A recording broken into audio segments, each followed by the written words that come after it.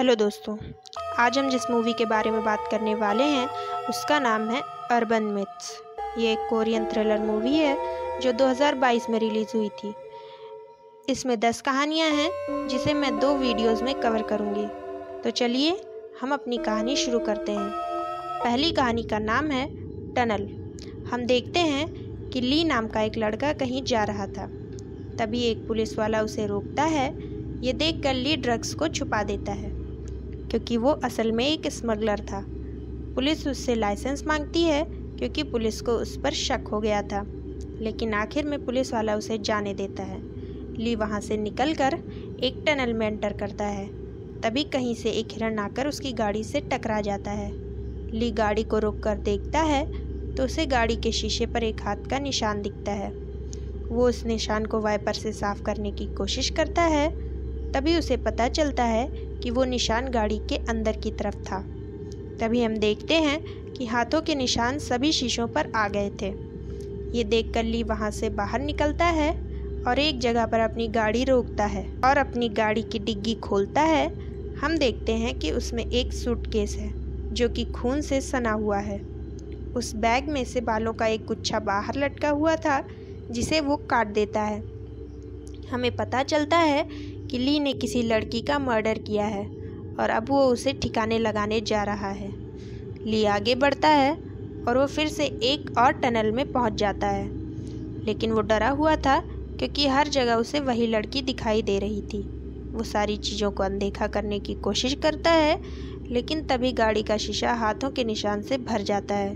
वो गुस्से में गाड़ी से बाहर निकलता है और एक हथौड़े से उस बैग पर मारने लगता है।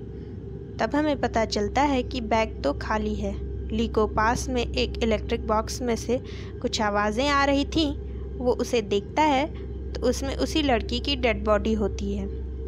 तभी लाइट्स फ्लिकर होने लगती हैं और उस लड़की की लाश जिंदा हो जाती है। वो लड़की अब क्रॉल करते हुए ली की तरफ बढ़ने लगती है। तभी वो वापस गाड़ी में बैठ जाता है, पर गाड़ी स्टार्ट नहीं हो रही थी। तभी वो लड़की ली के पास आ जाती है और उस पर पीछे से एक हथौड़े से हमला कर देती है। वो उसे तब तक मारती रहती है जब तक कि उसका सिर गायब नहीं हो जाता, और ये कहानी यहीं पर एंड हो जाती है। दूसरी कहानी का नाम है द वुमन इन रेड। हम देखते हैं कि सुजिन नाम की एक लड़की एक फ्यूनरल में आई हुई थी। वो फ्यूनरल एक ह्युनजो नाम की लड़की का था जिसने सुसाइड किया था। सुजिन अपने दोस्तों से बात करती है, फिर वापस अपने घर चली जाती है। घर जाते वक्त उसे अपनी बिल्डिंग की पार्किंग में एक लेडी दिखाई देती है जिसने रेड ड्रेस पहनी हुई थी, और वो लेडी सुजिन को ही देख रही थी, पर सुजिन इसे इग्नोर करके चली जाती है। उसी रात सुजिन अपनी दोस्त से बात करके वापस आ रही थी। तभी कॉरिडोर में उसे वही लेडी दोबारा से दिखाई पड़ती है। सुजिन डर कर अपने घर में चली जाती है। रात में सुजिन को अपने सपने में भी वही लेडी दिखाई देती है, लेकिन वो काफ़ी डरावनी दिखाई दे रही थी और सुजिन डर कर जाग जाती है। सुजिन अब ह्युनजो को याद करते हुए अपने स्कूल की एक फ़ोटो देखने लगती है। फ़ोटो देखकर हम जान पाते हैं कि ह्युनजो हर फोटो में सुजिन से दूर खड़ी होती है। हम जान पाते हैं कि सुजिन ह्युनजो को पसंद नहीं करती है। इन पार्किंग में सुजिन को फिर से वही लेडी दिखाई पड़ती है, लेकिन इस बार सुजिन उस लेडी से झगड़ने लगती है, पर वो लेडी गायब हो जाती है। सुजिन को लगता है कि शायद वो लेडी कोई ह्यूमन नहीं थी। इस बारे में सुजिन अपनी एक दोस्त से बात करती है और बातों बातों से हमें पता चलता है कि सुजिन ह्युनजो को पसंद नहीं करती थी, लेकिन ह्युनजो हमेशा से ही सुजिन की दोस्त बनना चाहती थी। इसके बाद सुजिन घर जा रही होती है, लेकिन लिफ्ट का दरवाज़ा खुलते ही उसे वो वापस से वही लेडी दिखाई पड़ने लगती है। सुजिन डर कर वापस से दूसरे फ्लोर पर जाती है। वहाँ भी उसे वही लेडी दिखाई देती है और ऐसा काफ़ी देर तक चलता रहता है। सुजिन डर जाती है। फाइनली सुजिन को अपना चेहरा दिखा देती है। वो लेडी और कोई नहीं बल्कि ह्युनजो थी। ह्युनजो सुजिन की ओर बढ़ रही थी और सुजिन डरकर भागने लगती है। वो अपने घर में भी नहीं जा पा रही थी और वो जहाँ भी जाती है ह्युनजो उसके पीछे पीछे आ जाती है। अब अचानक से ह्युनजो गायब हो जाती है और सुजिन डरकर अपनी बिल्डिंग से बाहर भागती है। सुजिन किसी को कॉल करने वाली थी कि तभी ह्युनजो ऊपर से आकर उसका सिर पकड़कर उसे अपने साथ ले जाती है। सुजिन उससे माफ़ी मांगने लगती है और हमें पता चलता है कि ह्युनजो की मौत सुजिन की वजह से हुई थी। हमें पता चलता है कि सुजिन ने ह्योंजो को काफ़ी बुली किया था क्योंकि ह्योंजो सुजिन से दोस्ती करना चाहती थी, लेकिन सुजिन उसे देखना भी पसंद नहीं करती थी। हम देखते हैं कि ह्योंजो सुजिन को छत से गिरा देती है और सुजिन मारी जाती है और ये कहानी यहीं पर ख़त्म हो जाती है। तीसरी कहानी का नाम है द टूथ वर्म्स। हम एक डेंटिस्ट को देखते हैं जिसका नाम जुंग होता है और उसके पास एक आदमी आया हुआ होता है। उस आदमी के दांतों में बहुत दर्द था। वो उसके दांतों को चेक करता है। जुंग को एक्सरे के बावजूद भी उसके दांतों में कोई प्रॉब्लम नहीं दिखाई दे रही थी और वो ये नहीं समझ पा रहा था कि उस आदमी के दांतों में दर्द क्यों हो रहा है। और आखिर में वो उस आदमी को घर भेज देता है और कहता है कि उसके दांत बिल्कुल ठीक हैं। उसी रात सभी के जाने के बाद जुंग को एक सिंक में पानी भरा हुआ दिखता है। ये वही सिंक था जिसमें उस आदमी ने कुल्ला किया था। जुंग उस सिंक के प्लग को निकाल कर देखता है तो उसे काफ़ी भयानक कीड़े दिखते हैं। वो इन कीड़ों को तुरंत फेंक देता है और वो फिर से उस आदमी का एक्सरे चेक करता है। वो देखता है कि उस आदमी के जबड़ों में वही कीड़े मौजूद थे। जुंग ने इससे पहले ऐसा कभी भी नहीं देखा था और वो इस बारे में अपने सुपरवाइज़र से बात करता है, लेकिन उन्होंने भी आज तक ऐसा कुछ नहीं देखा था और वो उसे लाइब्रेरी जाकर पता करने के लिए कहता है। डेंटिस्ट कीड़ों के बारे में पढ़ने लगता है। लाइब्रेरी में वो एक किताब में इन कीड़ों के बारे में पढ़ता है। उसे पता चलता है कि इन्हें टूथ वर्म्स कहते हैं और आज तक ये सिर्फ एक ही इंसान में पाए गए हैं। जुंग को पता चलता है कि सालों पहले उन कीड़ों ने एक इंसान को इन्फेक्ट किया था, जिससे वो आदमी पागल हो गया था, जिसे आखिर में मार दिया गया था। किताबों के हिसाब से वो कीड़े जानलेवा थे और कंटेजियस भी थे। अगर इन्हें रोका नहीं जा सका तो ये पूरी दुनिया में तहलका मचा सकते हैं। ये पढ़ने के बाद जुंग वापस जाता है जहाँ वो आदमी फिर से आया हुआ था और उसे अभी भी दर्द हो रहा था। जुंग उस आदमी के पास अपने प्रोटेक्शन गियर के साथ जाता है और उसका मुंह सुन कर देता है। फिर वो उसे बताता है कि उन कीड़ों को निकालने के लिए उसे उस आदमी का जबड़ा काट कर उन कीड़ों को एक एक करके निकालना पड़ेगा। ये सुनकर वो आदमी मान जाता है, लेकिन जुंग काफ़ी डरा हुआ था क्योंकि ये कीड़े सच में जानलेवा थे। जुंग डर डर कर उस आदमी का जबड़ा काटता है और उसमें से कीड़े निकालने लगता है, पर तभी उस आदमी को कुछ हो जाता है।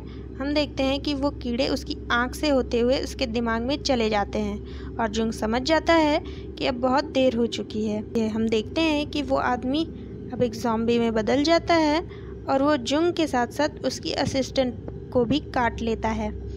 जुंग अब ज़मीन पर गिर जाता है और वो भागकर एक कैबिन में छुप जाता है। हम देखते हैं कि उसकी गर्दन में भी कीड़े आ गए हैं। जुंग को कुछ समझ में नहीं आता और वो अपने जबड़े को भी काटने लगता है और वो देखता है कि उसकी असिस्टेंट भी अब ज़ॉम्बी में बदल गई है। जुंग समझ जाता है कि वो भी अब नहीं बचेगा और हम देखते हैं कि कीड़े उसके दिमाग में भी पहुंच जाते हैं। कहानी के लास्ट में जुंग भी एक ज़ॉम्बी बन जाता है और यहाँ हम समझ पाते हैं कि अब दुनिया का क्या हाल होगा। इसी के साथ ये कहानी यहीं पर ख़त्म हो जाती है। चौथी कहानी का नाम है नेक्रोमेंसी। हम दो बेस्ट फ्रेंड को देख पाते हैं जिनका नाम हायुन और जियुन होता है। हम देखते हैं कि वो दोनों एक दूसरे के नाखून काट रही होती हैं और वो दोनों एक दूसरे से प्रॉमिस करती हैं कि अगर एक दिन उन दोनों में से कोई मर जाता है तो बचा हुआ इंसान दूसरे इंसान को नेक्रोमेंसी के द्वारा वापस बुलाएगा। नेक्रोमेंसी एक तरह का काला जादू होता है जिसके ज़रिए आत्माओं को समन किया जाता है। जियुन प्रॉमिस करने के बाद आत्महत्या कर लेती है, जिससे हायुन काफ़ी डिप्रेस्ड रहने लगती है। उसका किसी भी चीज़ में मन नहीं लग रहा था और वो बार बार अपनी बेस्ट फ्रेंड को याद कर रही थी। एक दिन वो स्कूल के बाद शाम को जियुन का लॉकर चेक करती है। उसमें उसे उन दोनों की एक तस्वीर मिलती है जिसे देखकर उसे पुराने दिन याद आने लगते हैं जब वो दोनों साथ में थी। हायुन को जियुन की डायरी मिलती है जिसमें नेक्रोमेंसी का तरीका लिखा हुआ था। वहाँ उसे जियुन के नाखून और एक गुड़िया भी मिलती है। हायुन अब नेक्रोमेंसी करने का फैसला करती है। वो जियुन के नाखून को उस गुड़िया में डालकर डायरी में लिखा हुआ एक मंत्र पढ़ने लगती है। हायुन जब मंत्र पढ़ रही होती है तभी हमें पास्ट का एक सीन दिखाया जाता है जिसमें हायुन को चोट लग जाती है। तब जियुन उसका खून चूसने लगती है। जिससे हम समझ पाते हैं कि जीयुन हायुन से प्यार करती थी, पर हायुन जीयुन को सिर्फ अपनी बेस्ट फ्रेंड मानती थी।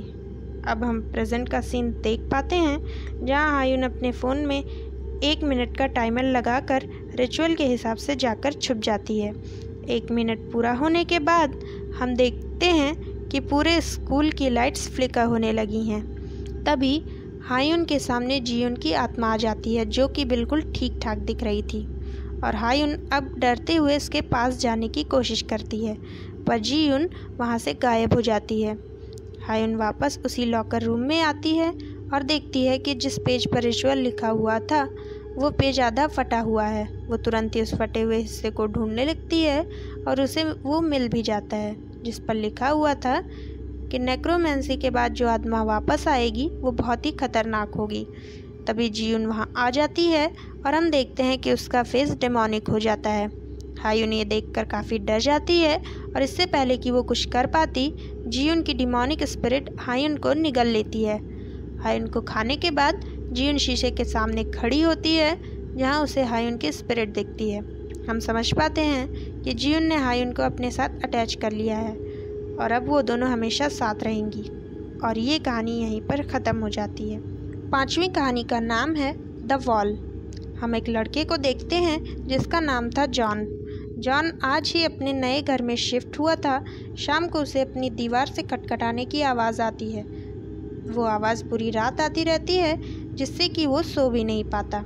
अगले दिन जब वो अपने काम पर जा रहा होता है, तब एलिवेटर में उसे एक लड़की दिखाई देती है। जॉन को पता चलता है कि वो लड़की उसकी पड़ोसन होती है। जॉन को लगता है कि वो लड़की उससे बात करना चाहती है और शायद इसीलिए ही वो रात भर दीवार खटखटा रही थी। जाते वक्त वो लड़की अपना स्कार्फ वहीं गिरा देती है, जिससे जॉन को लगता है कि वो लड़की जानबूझकर ऐसा कर रही है।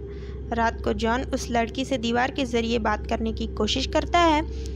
जॉन को वो लड़की जवाब तो देती है, पर सिर्फ खटखटाने की आवाज़ में। तो इससे जॉन को लगता है कि शायद वो लड़की थोड़ी शर्मीली है, इसलिए जॉन उससे कहता है कि अगर उसका जवाब हाँ है तो 1 बार, और अगर उसका जवाब ना है तो 2 बार खटखटाए। ऐसा करने पर उसे जवाब मिलने लगते हैं और वो काफ़ी खुश हो जाता है। अगले दिन जॉन उस लड़की से एलिवेटर में मिलता है और वो वहाँ भी उससे खटखटा कर बात करने की कोशिश करता है। हम देखते हैं कि वो लड़की जॉन की हरकतों से काफ़ी कंफ्यूज थी, लेकिन वो इस बात को हंसकर टाल देती है और वहाँ से चली जाती है। अब उस रात जॉन को कोई भी आवाज़ नहीं आती और इसलिए वो उस लड़की के घर उसका स्कार्फ वापस करने चला जाता है। वो देखता है कि उस लड़की के घर का दरवाज़ा खुला हुआ है, इसलिए वो अंदर चला जाता है। अंदर जाने पर उसे पूरा घर बिखरा हुआ मिलता है, जिससे ऐसा लग रहा था कि वहाँ शायद कोई रहता ही नहीं। हम एक न्यूज़पेपर देखते हैं जिसमें लिखा हुआ था कि एक कपल गायब हो गया है और उनकी लाशें अभी तक नहीं मिली हैं। हम समझ पाते हैं कि ये घर उसी गायब हुए कपल का है और जो लड़की जॉन से मिली थी वो असल में मर चुकी है। जॉन वापस अपने घर आ जाता है और दीवार को तोड़ने लगता है। उसे वहाँ एक सीक्रेट क्लोजेट मिलता है जिसमें उन कपल्स की लाश छुपी हुई थी। इसे देखकर जॉन काफ़ी घबरा जाता है और अपने घर से भागने की कोशिश करता है, पर तभी उसे कोई अनजान शक्ति पकड़कर एक अजीब से पोर्टल में फेंक देती है, जिसके बाद क्या होता है हमें दिखाया नहीं जाता और कहानी यहीं पर एंड हो जाती है। तो आज की वीडियो में बस इतना ही। मैं मिलूँगी आपसे अर्बन मिथ्स के पार्ट 2 में बाकी की 5 कहानियों के साथ। Good bye.